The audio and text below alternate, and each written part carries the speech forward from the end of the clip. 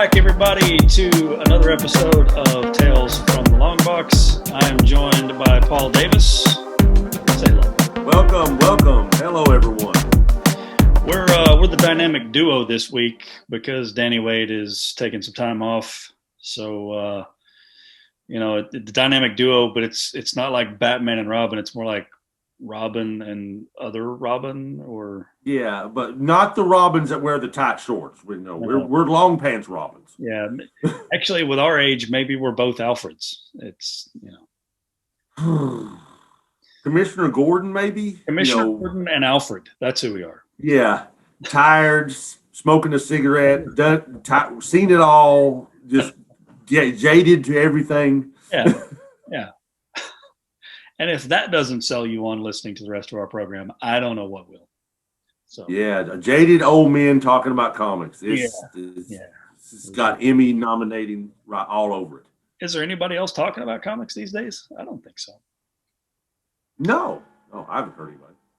So this week we're going to talk about the things that are kind of pushing themselves ahead in the comic world, aka King in Black and Future State. We'll touch base on where all of those things stand, and then also we want to talk about the Expanse comic, because we're going to do our World Class Nerd podcast, and that's going to be focusing on the Expanse TV show. So we're doing a little tie-in. It's Expanse week. We're on the World Class Nerd stuff. If you don't like the Expanse, then what is wrong with you? How are you even making it in life if you don't like the Expanse? I would say if you don't like the Expanse, go ahead and stop listening, but we need your listens. So go ahed and hurry up and watch all 5 seasons. Hey, yeah. I'm right there with you. I still got to watch season 5. I'm slacking. Well, we're going to break it up into I think a 2-week thing, Paul. So you don't have to. Good, because when we get to season 5 and I still haven't watched it, it's going to be a lot of yes, I see. Right for me. Yeah. You can just be there to give those little affirmation sounds while Heather and I talk about the show. Good point, Heather. Good point. Actually, I don't need to encourage her anymore, and she's already encouraged. She's a force of nature. You can't encourage or discourage her. She just is. No, that's true. All right, so we did Paul's pull list earlier in the week, and we talked about the massive number of releases that came out this week. There's no way we're touching on all of those. We're just not going to be able to do it. But I was talking to Paul earlier, and this is a strange phenomenon, but I'm a little disappointed in some of the releases that came out and the quality of what was out this week, despite the overwhelming amount of stuff. So to prep everybody for my disappointment, we'll start with Future State. And Paul, what Future State titles did you read this week? Let's see. I probably need a list of them, but I think I read them all. I'll go down the list as they come to me. Dark Detective. I kind of liked it because it's the Batman stories. Yep.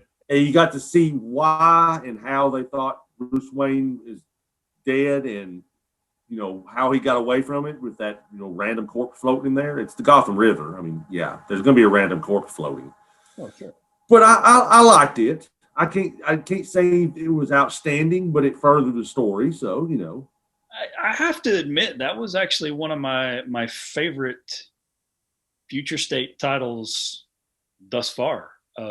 I enjoyed that one. I mean, I didn't enjoy it as much as like the Yara Flor Wonder Woman, but right. But it was pretty strong. I liked the pacing. I liked the art. I liked the finally getting some explanation on why things are the way they are. I liked that one pretty well, actually. Yeah, I mean, solid comic. Yeah. I read Suicide Squad. I liked it. Okay, it was different. Different, yeah.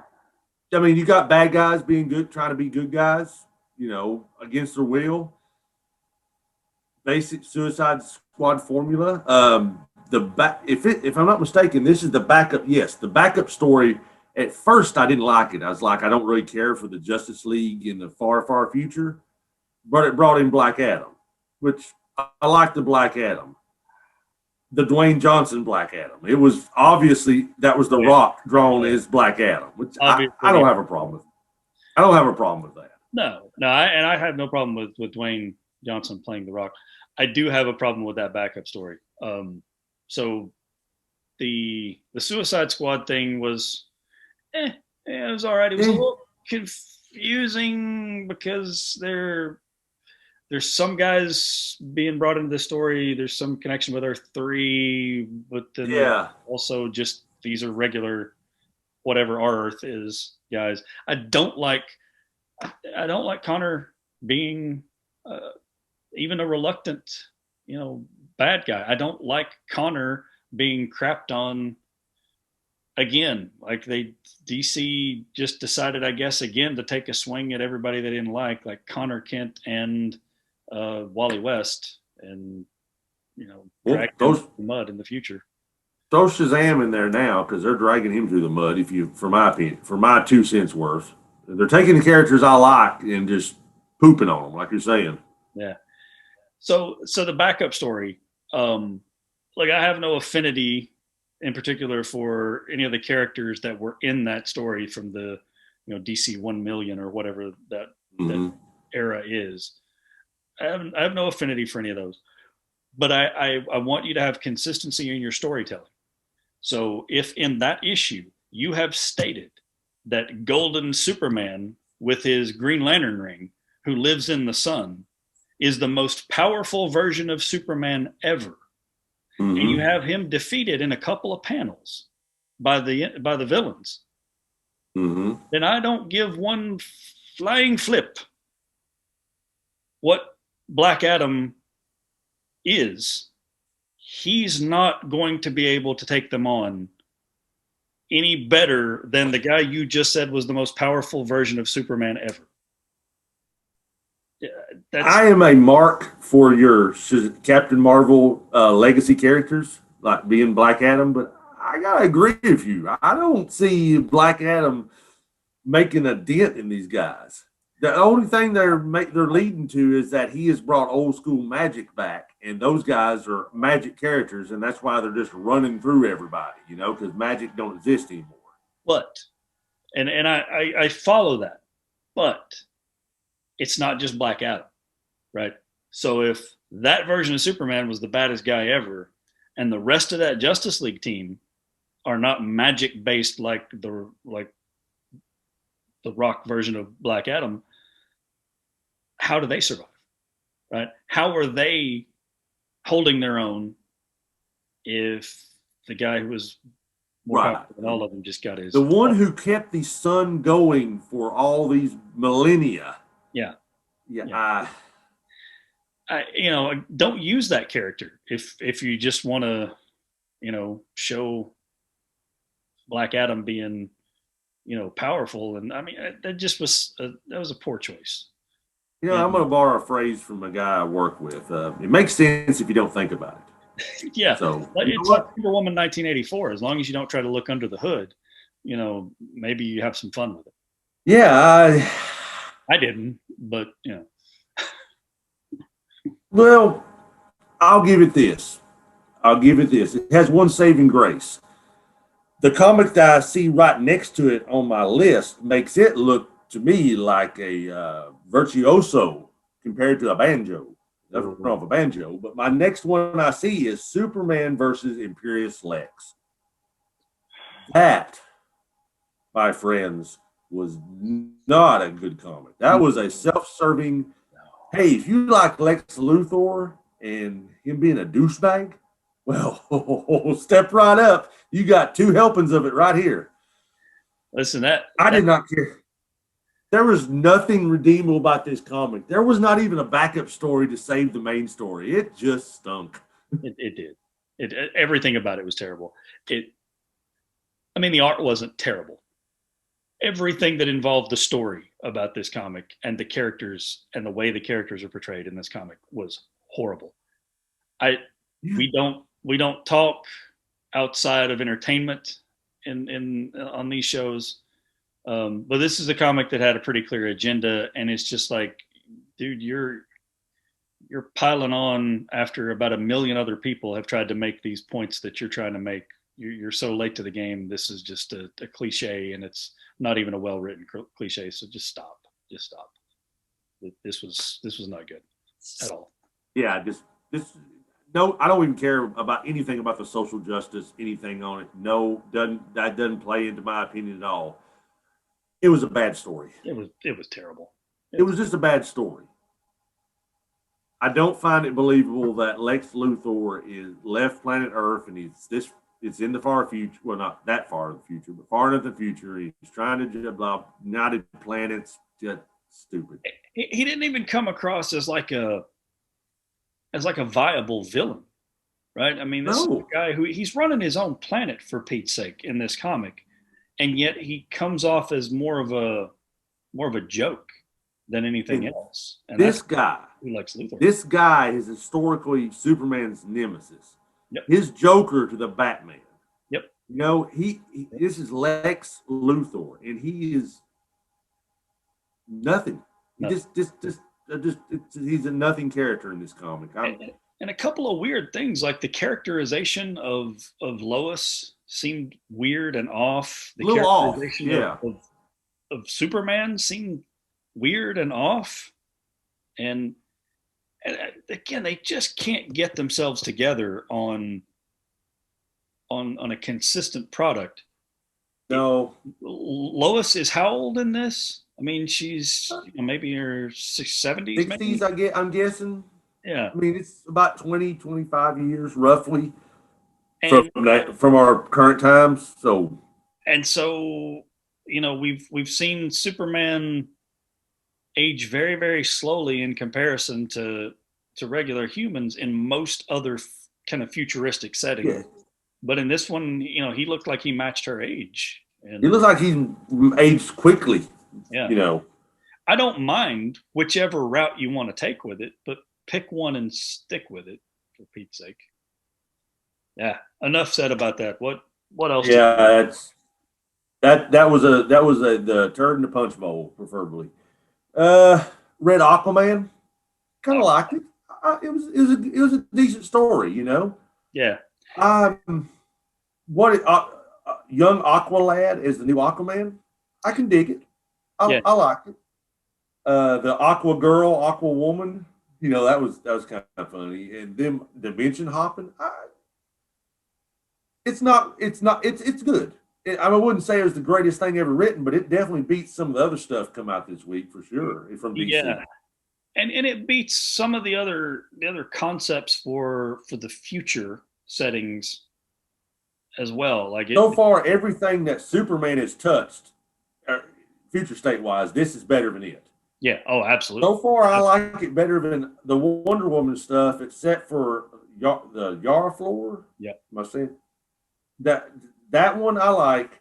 But I mean, there's not been that much Wonder Woman. But I digress. This Aquaman is not bad. It's better than about half of what's out there. Yeah, I mean, he's not the exact same character. Jackson is a different character than Calderon on Young Justice, the cartoon. Yeah, but obviously he's based on that character. I like him well enough. It's interesting to see him as a more mature character in the future setting here, and it's not a post-apocalyptic nightmare Earth, so I'm all for it. That's an interesting thing. Let's explore it. What about Legion of Superheroes? Did you? That was my next one. I kind of liked it. It was not as bad as what I was expecting. I was expecting pretty much a raking over the coals like Shazam was, and could have been better. Definitely could have been better. Could have been a lot worse. I'm going to go on a rant here. So let me say one thing, and please go on your rant. I like the angry bouncing boy going through ship after ship in space. A fat man that's just taking charge. I dig it. That's a little different And version. that's it. That's what I took away from it. I like Bouncing Boy. Um, here's the reason this is going to be a rant is because I have to go back and give you all my opinion of Bendis's run on Legion of Superheroes, and then give you my opinion of this comic. I was excited. I was one of the people who was genuinely excited about Bendis coming to the DC universe because I felt like we needed some fresh storytellers, and he was big name. He's had some big successes. He's had some misses. I love Miles Morales. That's one of his creations. I know Danny would punch me in the throat for saying that, but I like Miles Morales. I have no I issue. like Miles. I've always liked Miles. Yeah, I think he's written, very well. He's a fresh character.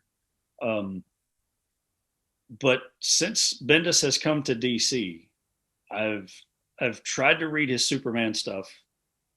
Not a big fan of his Superman stuff. The what was the Leviathan thing that he did, the Event Leviathan storyline. That was okay, but then outside of Naomi, which is a character he created specifically in the DC universe, which I liked her story. Outside of that, everything Bendis has written has been this bland, just it's just a blob of dialogue is what it is. It's a blob of dialogue with as many different characters thrown into these. He should never touch a team book again, ever. If it has more than two main characters in it, leave it alone, Bendis, because you can't write team books. Sorry, you just can't. Young Justice was just a massive collection of characters, and you never got to learn anything about any of those characters because the entire screen is filled with word bubbles and they're all just talking constantly. And that's exactly what his run on Legion of Superheroes has been as well. He decided to introduce the entire Legion of Superheroes all at once as a giant legion instead of building the legion in sections and introducing these characters over time so that you got a chance to get to know them. He just threw them all in there, threw them at the wall to see what would stick, and then just plasters the pages with word balloons.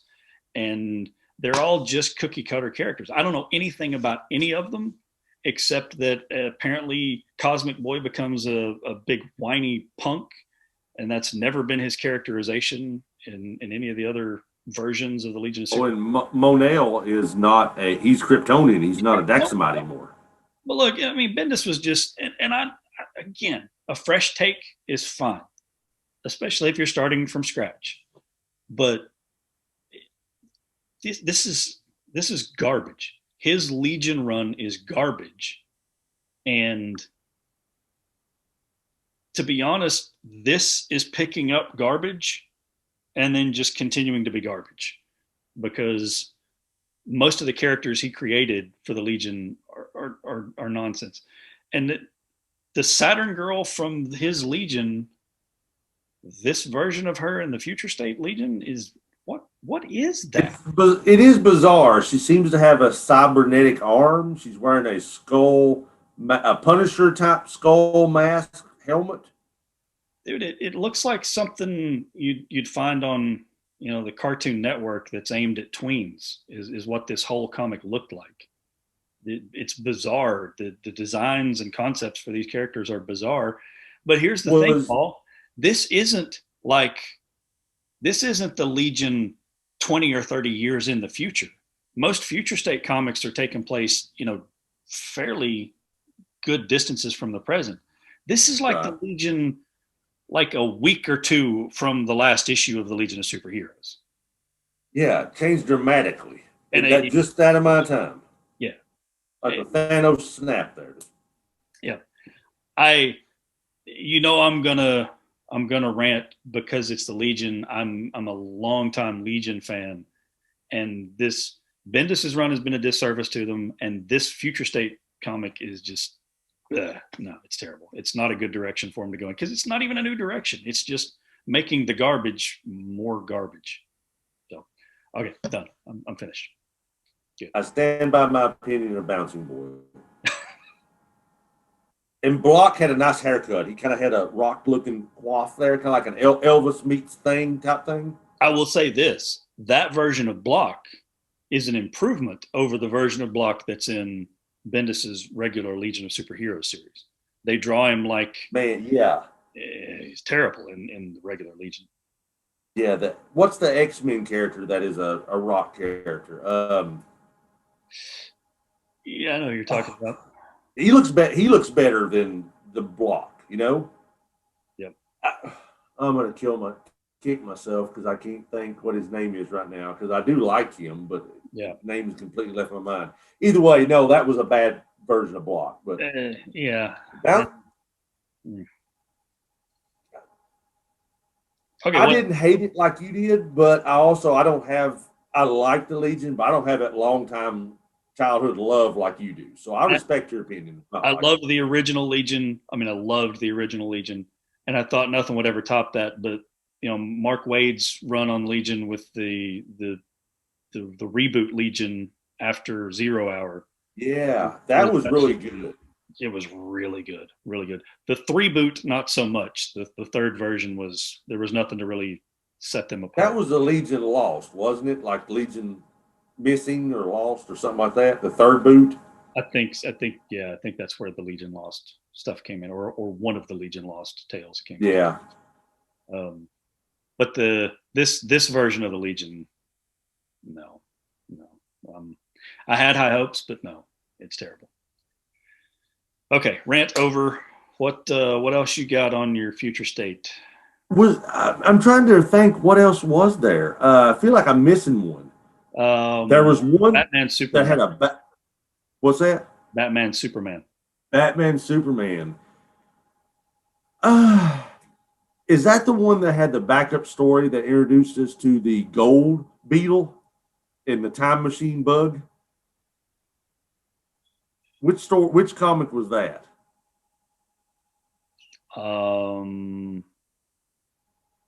That wasn't that one. No, because my point with that was going to be Batman Superman was just yeah. It was Batman and Superman, Gotham bad, Superman bright and happy. Yeah, gonna experiment on him with kryptonite. And it doesn't seem to jive for me with everything else that goes on in the Gotham future state. That, like, if Magistrate was getting so powerful in Gotham that Batman's starting to get edgy about it, why wouldn't he call in help from the Legions, right? How would Batman let things get so far down so bad? Yes, yeah. Batman would have called. He don't like calling for help, but he would have. I don't know about salt his pride, but he would have done what he did need for the people of Gotham. I mean, I guess maybe they're trying to make the point that something goes haywire with Superman, so that he ends up on War World or whatever and isn't around. Wonder Woman obviously isn't there to help, but maybe the Green Lanterns lose the Green Lanterns are gone. Yeah, so I mean, I guess they're gone. Their power rings don't work anymore. Yeah, so I mean, I guess this whole thing is, if this is showing you how the Magistrate situation happens in Gotham, and it's that close in the near future, really, we're maybe a year away from starting to transition into the future state timeline. Yeah.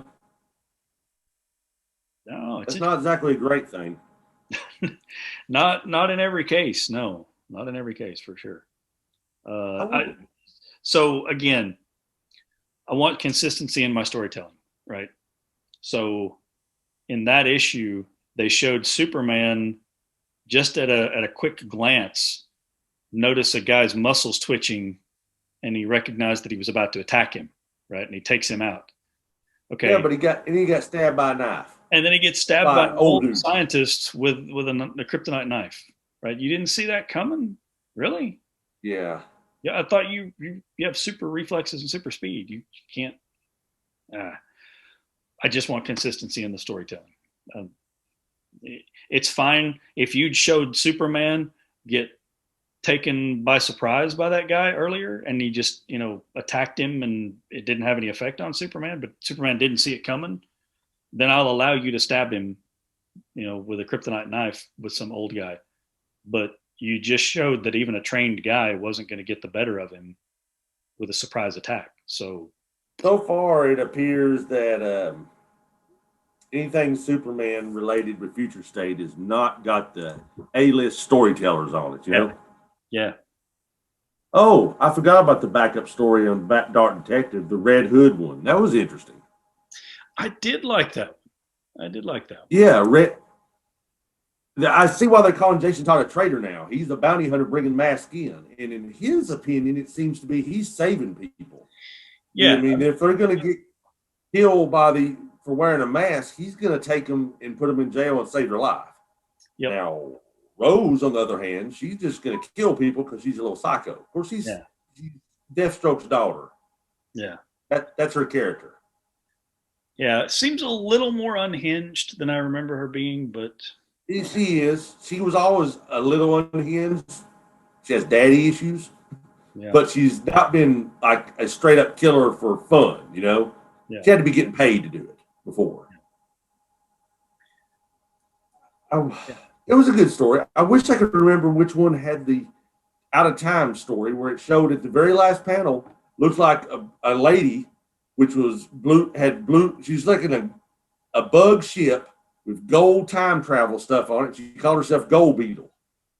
That wasn't in the Legion issue, was it? I don't think so. Maybe it was. I don't know. I'm pulling these up and I'm looking for, if they say the backup story at the bottom, and the Legion doesn't say it has one. Well, I don't think she was in a backup story though. I think she was in. Was it just the end story or something? Maybe it was the Legion. I think I was literally about to be like, well, it was one of the ones set in the future. Well, they're all set in the future. Yeah. Thank you. Yeah. Be here all night, folks. It doesn't matter. It doesn't matter. But that whatever it was, I remember that being about the only redeeming quality of whatever comic I just read. So it very well could have been the Legion, and the Legion was kind of forgettable for both of us. So all right, it was. Okay, I think that pretty well covers the Future State stuff. Yeah, all in all, not the greatest week. Last week I thought was stronger. Yeah, but again, the back title seemed to be the best. Definitely another mixed bag. I did like the Dark Detective, and I like the Aquaman pretty well. And most of the others were south of average, for sure. So not a lot of King in Black tie-ins this week from Marvel. No. But one of the ones that is out there was maybe the surprise comic of the week for me, because I haven't read this comic much lately. Daredevil, dude, that was good. I have been reading Daredevil pretty consistently for the past few years. Yeah, the stories have been very good, and this was a really good one. This is the first one I remember where I got to see a lot of action with the Elektra Devil.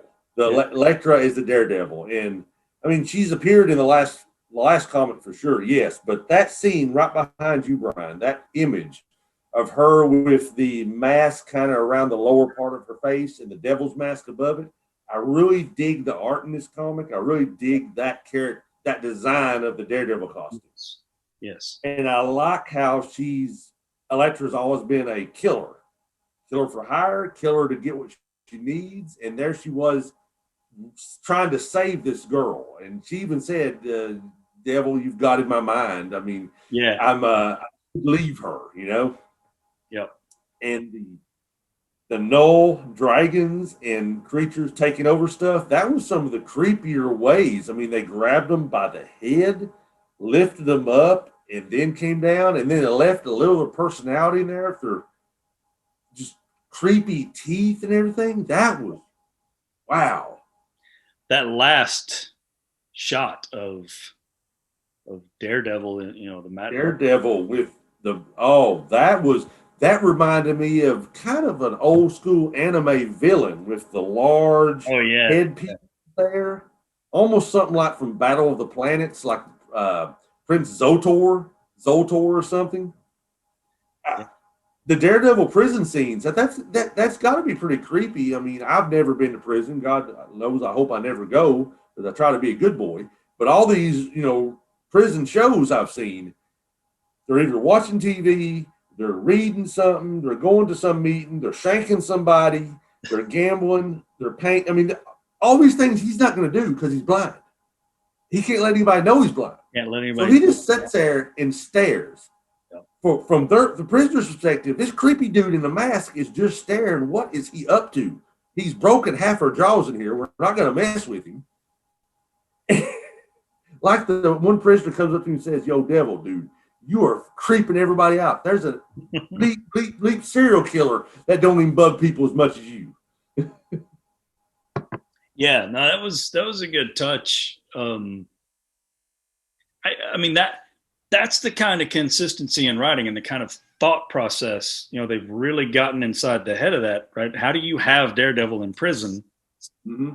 and his identity not become known?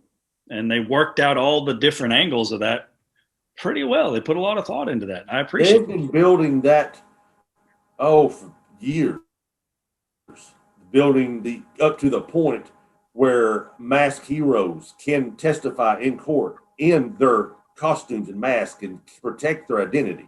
Yeah. And now they can be tried as their hero alter egos and not have to reveal themselves, and they can go to jail and serve their time out and not have to reveal themselves. Which interesting concept. It's an interesting concept. That was a really cool sequence to see. Also, just like you said, there's a lot of really good creepy stuff with the symbiotes running free in the prison. The creep factor really got cranked up to 10 on this comic. I mean, we've read a lot of Future State, all of us. Yeah. And I can't remember another one that has actually creeped me out as much as this one, because it's even after they're possessed, they don't just look like a crazy symbiote. These had some really horror movie-esque teeth and dialogue. The dialogue was creepy. And I think a lot of it is the setting, right? Is most of the tie-ins are putting people on the streets, and they're out in the open fighting big, massive waves of these things, and it's kind of hard to really put yourself in that and feel the tension because it's just they're everywhere. But when you put them in that prison and it's this confined space, they're trapped in there with those things. Yes, it's like, I don't know if you remember when they did Secret Invasion, there was a tie-in comic for Secret Invasion that had Skrulls loose in this office building, and there were people trapped in the office building, and they're trying to make their way down to the bottom floors to exit, and they're trapped in there with these Skrulls, and the Skrulls were not just appearing to look like members of the little group and pick them off one by one, but they did it in increasingly creepy ways. And you felt that whole, they're in this confined space, and they made use of the who can you trust and who can't you trust thing really well. This had that same kind of feel, like that really creepy, making great use of the setting to make some tension and some creepy stuff happen. Even the Elektra was not necessary. She was outside, but it had that enclosed alley, small street feel. It didn't have a big battlefield. It had you're basically trapped and being funneled one way or another. Yep. I liked it. It was one of the best ones I've read this week. Oh, absolutely. Absolutely. To me, this was the standout hit for me of the week. It was just really well done. I enjoyed it. I read King in Black Namor. Um, I'll keep my comments brief on that one. Um, it's an interesting story. It's a nice look back at the history. Some events in Namor's past that we'd never seen before, and that's kind of cool. But we're 3 issues in on King in Black, Namor, and I still have no idea how this ties into the story. That's what I was thinking. I mean, I don't know where they're going with this. I'll just be honest. It's not. It doesn't seem to be to fit anything. No. It don't fit with the mutants, and Namor's a mutant. It don't fit with the King in Black. It just they might as well just call it a Namor comic. I mean, there's nothing that so. I mean, there may be a big reveal sometime down the road in another comic. I don't know. I think that's what I'm worried about. Is I'm worried that they're investing a lot of issues into something that is supposedly a strong King in Black tie-in, and they're literally gonna make an appearance in like the main King in Black comic for like 2 panels, and that's it. Like it's That's just it. not gonna Yeah. have anything to do with anything. So I don't know. It's a good story. I like the story, but I don't see how it ties into King in Black right now. I think it's going to be a loose tie-in at best. Well, if it ties in at all, it'll be better than it's doing right now. Yeah. I mean, even at all. Yeah. The other one of the week that was a King in Black tie-in that I read was Deadpool #10. And this is a comic that acknowledges the fact that it's a tie-in and it's a loose tie-in, and that they just sort of adapted what was going on and made it fit with the crossover, even though it really has nothing at all to do with the crossover. It was a funny issue. They fought a symbiote dragon, but it could have been just a dragon. It didn't have to necessarily be a symbiote dragon. I don't know if you're reading this comic or not regularly, Paul, but it's pretty funny. You'd probably enjoy I believe it or not, I'm a huge Deadpool fan, but I have not been reading this particular run as much. No reason for it except I run out of time. Jeff the Land Shark, Paul. Jeff the Land Shark. That's all you need. What's that? Jeff the Land Shark. Jeff the Land Shark. I've seen the action figure of Jeff the Land Shark, yeah, but I am not familiar with Jeff the Land Shark. He's the main reason to read this one. Anyway, it doesn't matter now because this was the last issue.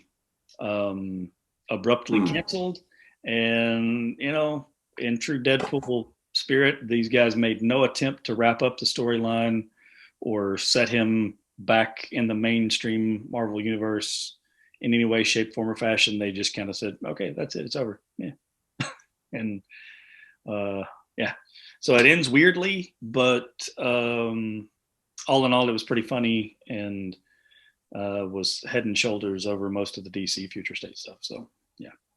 Well, Deadpool is you can do a lot with that character. He is a Swiss Army knife of a character because he's insane and he breaks the fourth wall and he makes everything funny. So I can see it being good. Yeah, it was pretty good. All right, so was there anything else from the week that stood out to you, Paul? I'm sure there would be, but I have to admit that this little thing called work has interfered with some of my comic reading, and I'm not all the way through with my list yet. So I'm going to say to be continued. If something stands out amazingly to me on Paul's pull list, I will make a quick reference to it. Yeah. But as of right now, I'm behind. Well, I'm going to tell you, Paul, I don't know that you've missed a lot that was worth reading. Well, the Star Wars Bounty Hunters might be worth reading still, and Savage Avengers, but a lot of it. And just good old Conan the Barbarian. That's always solid. I'm still trying to catch up on all those, so I can't really talk about them. Fantastic Four. I'm a big Fantastic Four fan, and before our call tonight, I was starting to read issue 28. I just opened it up, and there was Silver Surfer towing Taya 2. It's a Galactus ship. Yeah. And it's already got the makings of something big for me. You got all that together. Oh yeah. And there's umpteen dozen mutant tie-ins this week, and I haven't touched on them. Yeah. I'm so behind on the mutant stuff. There's a lot of things I'm still trying to read through. Strange Academy, I want to read that. I like the X-Men Academy, but magic version with Doctor Strange at the helm. Actually, he's the inspiration behind it, but it's Doctor Voodoo that's really kind of headmaster running it. That's been a good run. Just flipping through my list, and yeah, I'm Shang Chi, if I'm saying that right, the Master of Kung Fu. That 5-issue series has been really good. It's a history. It's a dive into his history you didn't know. He's part of a larger family that each represents a weapon of kung fu, and him representing the fist. It's hard to explain without going through a lot of detail, but it's a decent read. Yeah. Werewolf by Night. That's a quirky little book that delves into Native American history with the werewolves, not skinwalkers, but actually werewolves, and that was pretty good. I'm behind on. I'm just behind. I promise if I run into something that blows my socks off, I will mention it first few moments of Paul's pull list, and I'll make up to the fans here that I hadn't done all my homework. All right, fair enough. Well, let's take this opportunity to catch a little word from our sponsors, and then when we come back, we will talk about the Expanse comics. Okay, welcome back, folks. And we are going to shift gears now and talk less about Marvel and DC nonsense and more about the Expanse comics. Now, there was a little short series of comics a few years ago that went into the origins of the characters who were kind of the main crew of the Rossi on the Expanse, and those were really good comics as well, I thought, because they gave some pretty deep insight into the characters, and you see some of the things from those comics playing out on the show more and more. Actually, they were timed pretty well because a lot of the things that were planted in that miniseries actually they're bearing fruit in this particular season of the show. And I know you can't really speak to that, Paul, and I don't want to spoil any of it for you, but suffice it to say that it does pay off this season. If I had to guess based on what I've gleaned from previews and what little bit I've watched yet, it's probably I can see Amos absolutely and his history with Philadelphia gang activity, and it seems that he has gone back to Earth, and that's interplaying. So that's where that wasn't necessarily a spoiler for me because I kind of saw that coming. Yeah, that definitely a lot of the stuff about his history pays off in this season in that respect. Also, Alex, it's paid off a little bit already with his relationship with his estranged wife and child, but it does so more a little bit this season. It hits a little bit harder, and it's interesting because if you don't know what was in those comics about Alex and his wife and what happened there, you might look at Alex as a little bit of a douchebag for the way he treated his family, and you think, well, this guy just chose flying over his wife and child, and what you've seen in the show seems to portray that. But what was in the comic is there's more to that story, and it wasn't all him. That you can't just lay the burden of why their marriage didn't work on him. Her and her family have big parts to play in that as well. So that was the previous run of comics. This run of comics takes place in between seasons 4 and 5. So it kind of bridges the gap a little bit. Basically, this seems to be taking place right before season 5. Yeah, it seems so far it's with the Bobby Draper character in Mars, you know, and the oh gosh, Avasarala. What's the representative's name? The lady that's Avasarala. What's that? Avasarala. Ah, thank you. I could never remember her name. Christian Avasarala. Yeah, those two. The spotlight is very much on those two characters, which that plays out because some of the early events of season 5, that really is kind of where the focus is as well. Okay. So they're really dealing with Mars. It's the fallout, right? It's the fallout from season 4 where you've got these rings that allow people to travel to all these unexplored worlds and start colonizing all these worlds. And Mars has been out there as the future of mankind that they were going to terraform. Yeah, and it doesn't seem to have got that far along the terraforming. So now they got these rings, and maybe they can go somewhere that's already habitable. Right. Why terraform? Yep. Yeah, why terraform this big red rock? It's going to take so long and be such a pain in the rear to do. When we got Earth 2 over here through this ring. Yep. I mean, that's yeah. And you saw a little bit of that playing out last season.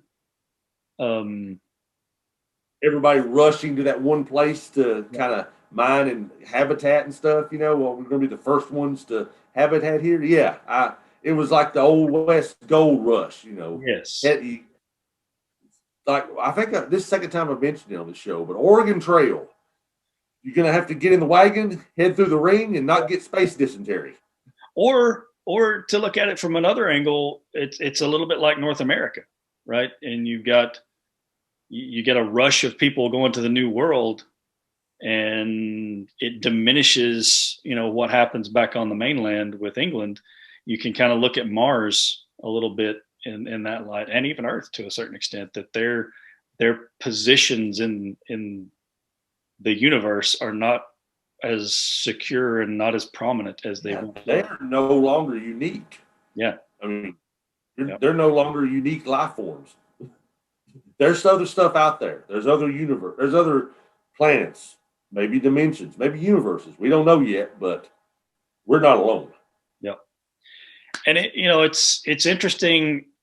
They start the dive here with Bobby Draper that she is investigating people on Mars who are particularly like ex-military people on Mars who are corrupt and are selling weapons and selling tech and selling secrets, basically to make some money and get out of Mars. Mars is not the place to be anymore, and they're starting to pick over the bones of Mars already. So that's one angle. Then there's Christian, which it doesn't start out like a super exciting storyline, but certainly there's a little bit of it picks up steam. I mean, yeah. There's interplay with her daughter, interplay with her estranged husband, and that I hate to see it, but you kind of see how she has put her career before her family, and how it kind of bites her at the end when she needs to call in for help, and there's nobody answering the phone. Yeah, that's a hard one for her. and I can't spoil anything for you, but I know there's I a gotta stop having this work life, and be there's a point dedicated to my comics and my movies.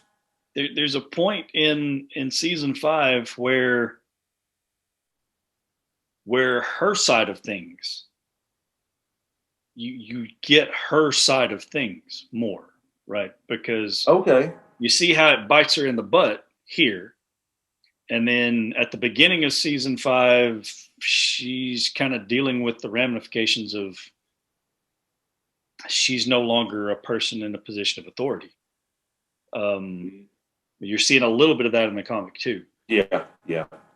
but then there's a point where some things happen and you're like, okay, if it's not for her, then what do you do? What would have happened if she's not the person that she is? Excuse me. So, there's a reason she put her career ahead of her family, and it's probably hard for her family to swallow, but there's a point where you got to look at it and go, okay, that's why she does what she does. So, It's like anything. There's always two sides to every story. Every coin has a heads or a tail. There's always two sides. So uh, I look forward to being able to see her side. there's three sides. There's three sides to every story. There's her side, his side, and then in the middle is the truth. The truth somewhere in the middle. Absolutely correct. Yes, absolutely correct. Excuse me. So, just some general discussion about the comics, not plot wise, but the covers are are beautiful. I mean, Mm-hmm. the covers are like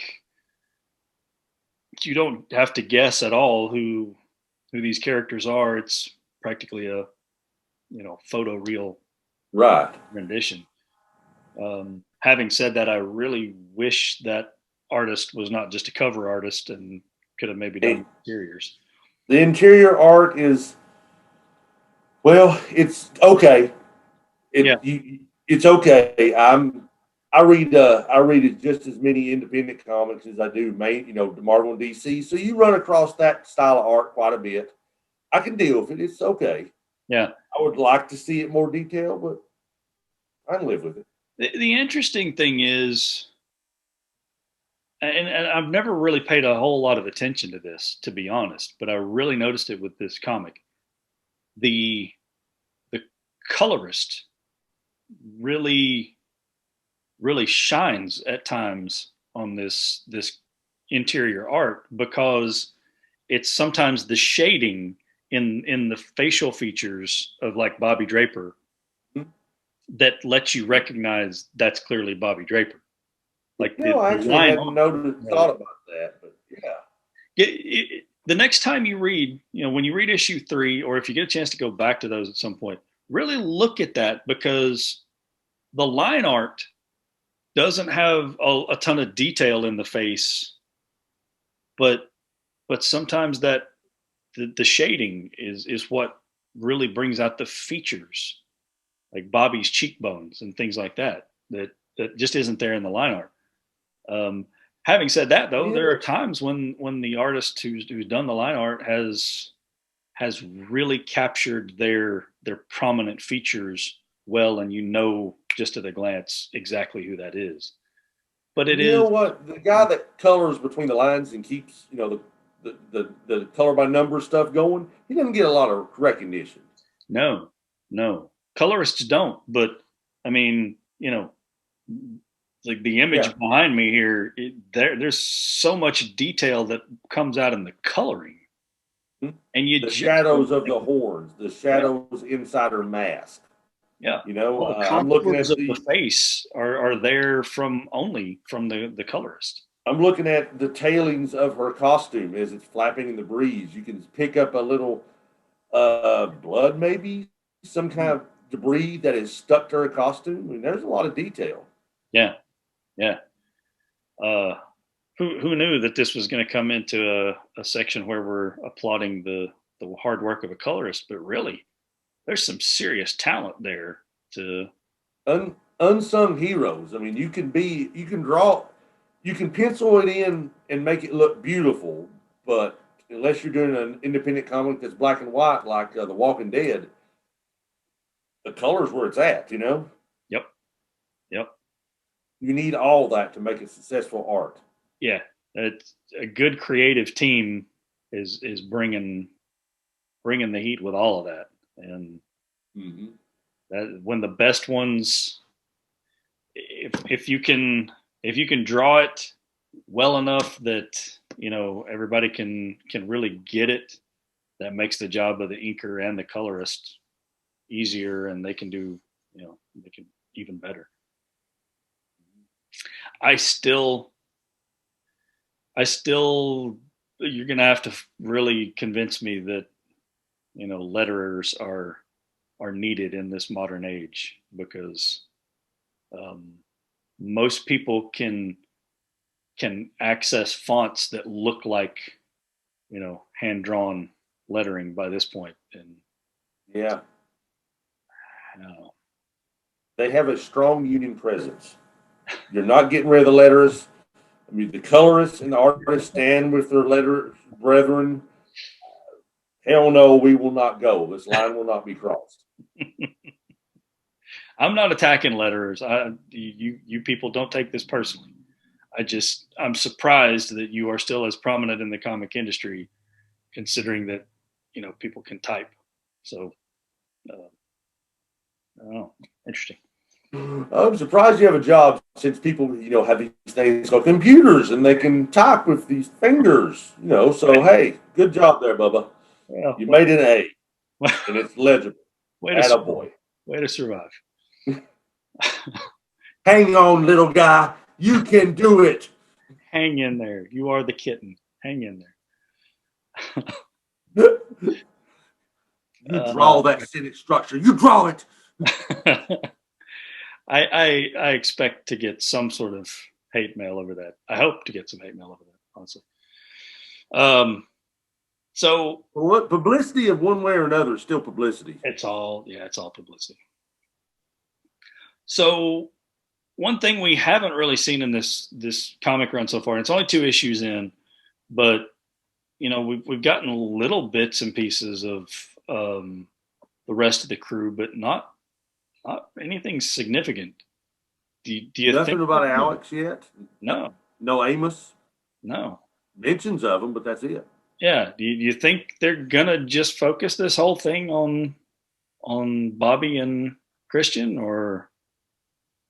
I don't know. Like you said, it's 2 issues in. It's hard to tell, but it seems to be just their story. Yeah. Do we know how long of a run this is? I think it may only be 4 issues. It may just be this story right here. I think it might be, because as I look at where things start in season 5 and where they're at with this and the things that they've already shown from the other characters, I don't know that there's any big story to tell for the other characters. They sort of pick up pretty close to where they are already in this comic series. I think it's really just, the exciting stuff is with Christian and Bobby. And while we're talking about the Expanse, and it doesn't directly tie into the comic, but it sort of does.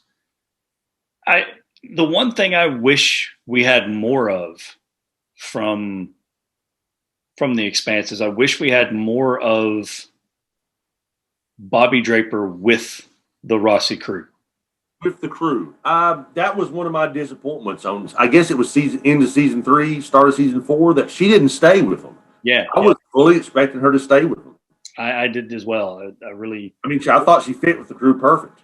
Mm-hmm. Mm-hmm.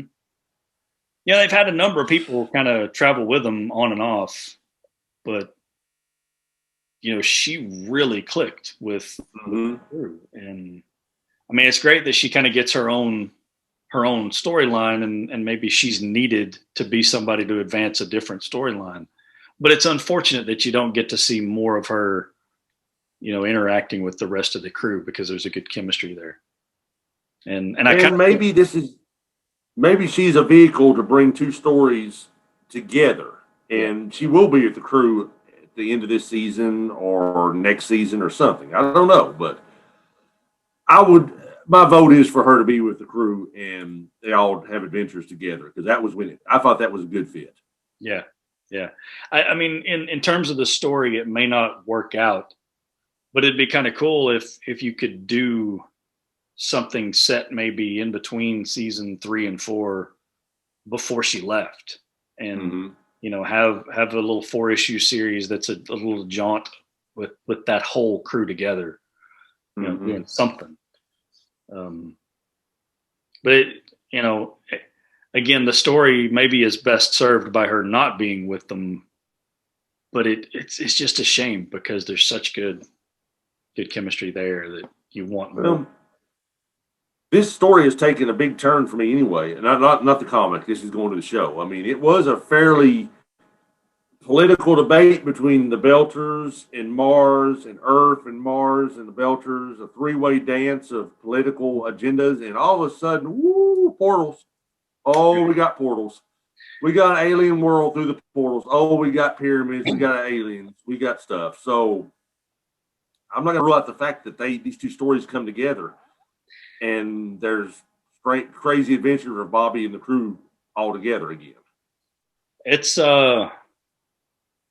man, I mean it's funny because for most sci-fi shows, I think they would have taken, like when I saw season 4 and I saw the ring gates and I saw them going to this first planet, I thought, oh my God, this whole thing is going to shift.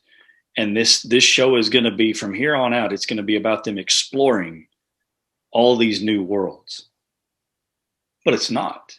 It's not. And I think we're conditioned to kind of go down that road with the way science fiction storytelling works these days.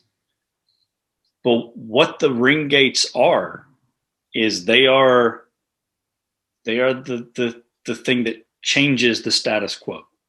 You described the status quo as Mars, Earth, and the Belters all in this sort of dance. The ring gates change the status quo entirely. And this season 5, is all about the fallout of what happened in season 4. It doesn't necessarily continue a lot of what's going on with the ring gates, at least in the early part of the season. But it is definitely going to deal with the fallout and the effect that had on those 3 powers. So I can't help but think that the reason we have ring gates is because the Stargate franchise went in the tank, and those writers had to go somewhere. And you write what you know. Hey, rings, portals. Rings. Let's put a bunch of floating gates in space. It's like once somebody floated that whole concept out there, like nobody's ever going to draw a portal any other way ever again. Yeah, it's a ring. Yeah. Every sci-fi from now on is going to have stargates, portals, hyperspace gates, portals. Yep. Even in the Star Wars prequels, the things that get put around the Jedi ship for hyperdrive, round rings that they docked into. Yeah, it's become a trope now more than anything. What I want a triangular portal jumper. Right? Maybe I want one that's a portal that is actually shaped like a door. Why not? Why not? Disney did it. Monsters Inc. There's a bunch of portals, and there's all doors. Yep. Stargate franchise. Boy, that's a dead thing, man. Yeah, this goes against everything Heather likes, but I never was a big Stargate fan. I mean, it was all right. Never caught my attention too much. Oddly enough, I liked the show, and boy, we are really veering off on a tangent. Oh yeah, we've folks, welcome to After Hours chat with Bryan and Paul. We're swinging into world-class nerd territory and not so much Tales from the Longbox. But we might want to save this for when we're doing world-class nerds. Yeah. Yeah.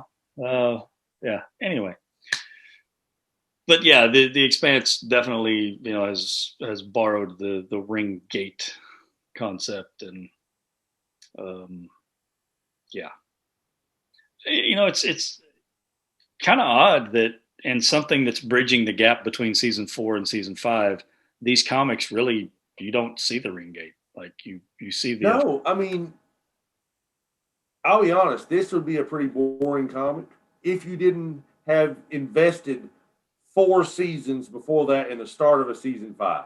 Yep. It Yep. would not be interesting at all because you've invested that much time into these characters. It is interesting. Right now, it's good comic. It's solid. I encourage any Expanse fan to read this as a supplemental to their fandom, and that's the best you can ask for from a comic book, to supplement the fandom and to maybe move on. You really just you nailed what this is, though. This is a supplement for an existing Expanse fan. If you are not a fan of the show, or if you're on season 1 or season 2 and you're just kind of getting rolling on the Expanse, this comic is absolutely not for you. If you're somebody who's thinking, I might want to start getting into the Expanse, you don't want to start with these comics because you'll be completely lost and probably bored. So, Or if you're like a friend of mine today, I was telling him about our broadcast tonight, and he said, I've never heard of the Expanse. I may want to read the comic first. I said, no, I would not. I would absolutely tell you not to do that. Yeah, yeah. That's the only downside to it, is this doesn't serve as an intro to the show. This is Not at just all. absolutely a supplement for the person who is invested heavily in this, and they're looking to get deeper into the story. It's great for that, but and the same could be said about the Origins, series that they did. They That's wouldn't not a even good be place that to jump in interesting. either. Yeah, they wouldn't be even that interesting if you weren't invested in the characters already. Yep, yep. So that's it's a bold strategy, Cotton. We'll see how that works out for them. It's a bold strategy, Cotton. I mean, really, it is, because you don't know how many diehard Expanse fans who watch the show also like to read comics. Maybe there's enough Maybe there's none. I mean, you don't know. I mean, there's got to be some, but yeah. I mean, I guess there was enough with the first run that they felt like it was worth doing again. But it's definitely not going to buy you new fans. Matter of fact, it might turn people away from watching your show if they thought they were going to read it and get a good lead into the show, and they read it and they're like, what is this nonsense? I don't understand any of this. And they don't even watch the show because they had such a bad experience with the comic. That's why I say it's a bold strategy, because it's risky. You could literally turn people away from your franchise because you're tied so heavily into it. But for those of us that are heavily invested in it, I love it. And it's a great way to dig deeper into the lore without if I start reading the novels, I'm gonna go all the way, right? I'm gonna cheat myself and not get to see the show. Yeah, I'm avoiding the novels, and I know normally I'm gonna read the book first and then watch the show and then critique the show and be angry because they're not like the books. Yep. But I don't want to get too far ahead. I want to watch the show as it comes out. Yep. Yep. And I know if I start the first novel, I'll rob myself of that experience because I'll just want to burn through the whole thing. Same here. Harry Potter. I had never read the first Harry Potter book when the movies started coming out, and I was so impressed, having no idea what Harry Potter was, seeing it for the first time on the big screen, that I didn't want to spoil the movie going experience for myself.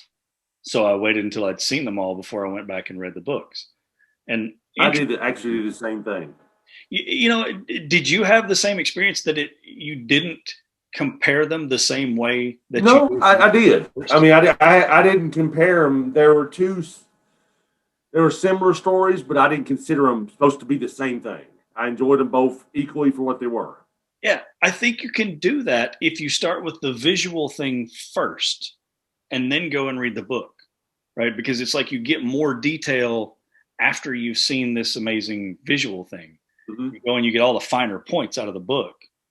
So you don't judge the book as harshly as you would judge the movie after having all the detail. You got the full picture of the thing, right? Game of Thrones, I read all the books. I mean, as quick as I could read them, Yep. and I'd never even seen the show. I read all the books, and then I started watching the show and caught up on it. And yep, I was disappointed. Yeah, I mean, listen, I appreciated the the the work of art that most of the seasons of Game of Thrones was. You know, the amazing production value, the great performances, you know, the sets. It was all remarkable. But there were so many details that were changed and so many things that were left out. I was never going to enjoy that as much as I enjoyed the books. Oh, and speaking of Game of Thrones, I'm going to do something for the fans right now. George, can you hear me? George, write the last book. Put down the pen and stop scurrying around. Thank you.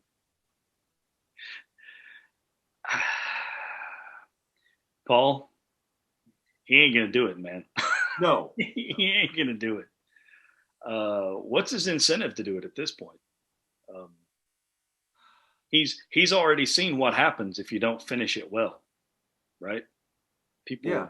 people will chase you down the streets and want to destroy your career if you don't end it well. So, what's the incentive for him to try to finish this series now?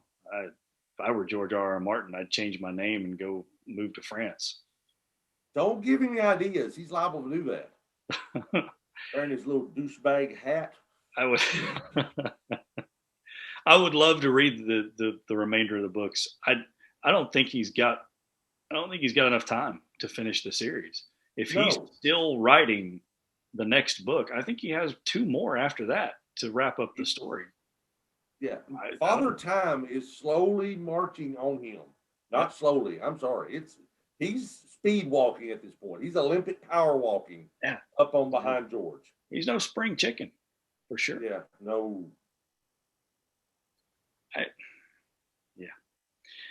We appreciate the effort, Paul. We do on behalf of all George R. R. Martin readers. I don't know if I would call us fans at this point, but George R. R. Martin. No, we're angry at him. That's why I'm yelling at you, George.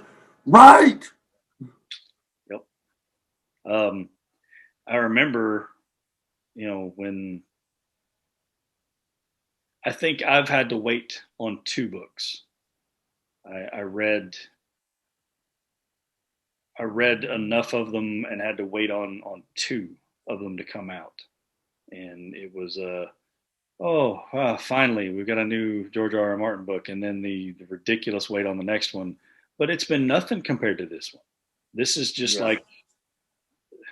This is some Stephen King, The Stand type stuff, where he goes from 1983 to like 1993 before he produces another book. And then he goes to like 2003 before he produces like 4. Yeah. It's going to be a while. And I would be saying the same thing to you, Jim Butcher, but you came through with a couple of Harry Dresdens this year. You're lucky. You're lucky. Or you'd be getting a stern talking to also. But you give me 2. Okay. But next year, I'm looking at you. Looking for another one. And that ends our Bookworms segment featuring Paul and Bryan as they discuss the fine literary works of the modern age. And I yell at them for not giving me as a fan more to read. We lost the thread of comic books and the Expanse long, long ago. Yeah. I'm tired. It's late. I'm old. My memory's going. I will say this because you have sort of provided an opportunity for me to segue in and wrap this discussion about the Expanse up. So we're in season 5 of the show. Amazon has announced that they will run season 6, but that season 6 will be the end of the series. And I don't know anything about the events of the books at all beyond what we've seen on the screen, except that I know that from what I've read from the people who wrote the books and make the show, it was never going to go beyond season 6, not as a television series, because there is a leap forward in time after the 6th book that basically takes them like 20 or 30 years into the future, and they just didn't feel like it was they were going to be able to tell those stories with those actors and actresses. And so maybe we have to wait 20 years for them to do season 7 or something. I don't know, but essentially for us, the visual story of the Expanse will end with season 6 next year. And maybe the comics will be an area where they could pick that story up, and maybe that's why they do some of this stuff.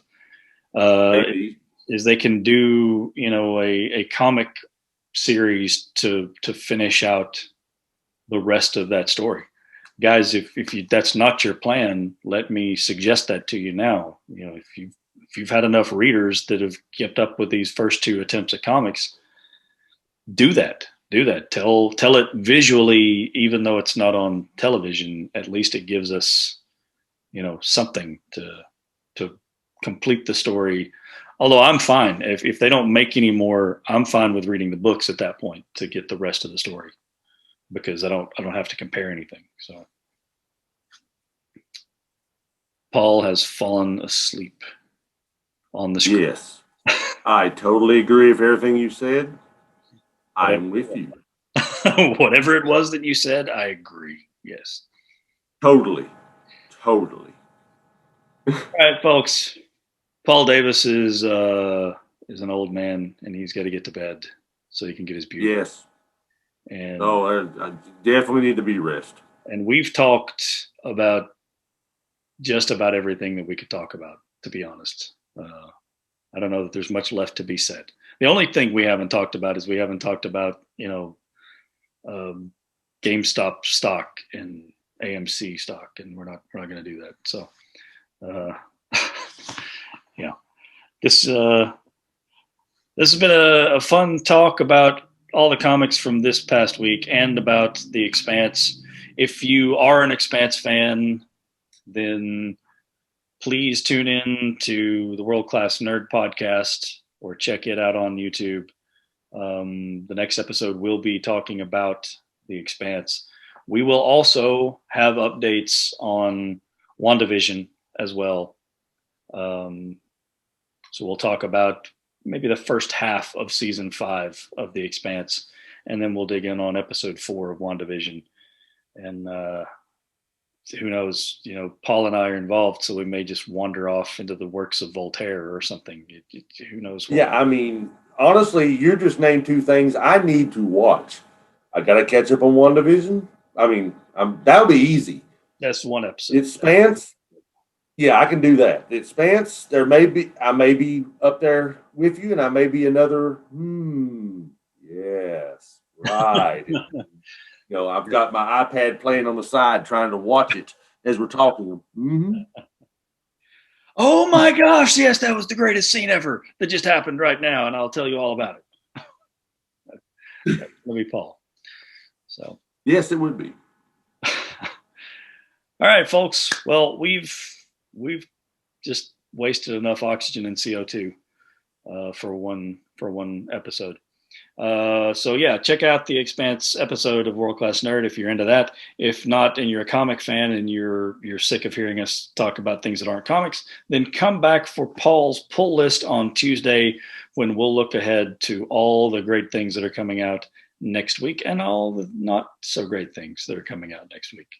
I'm looking at you. Oh, I'm sure it's chock full of a little from column A, a little from column B. Yes. A little from column D and C.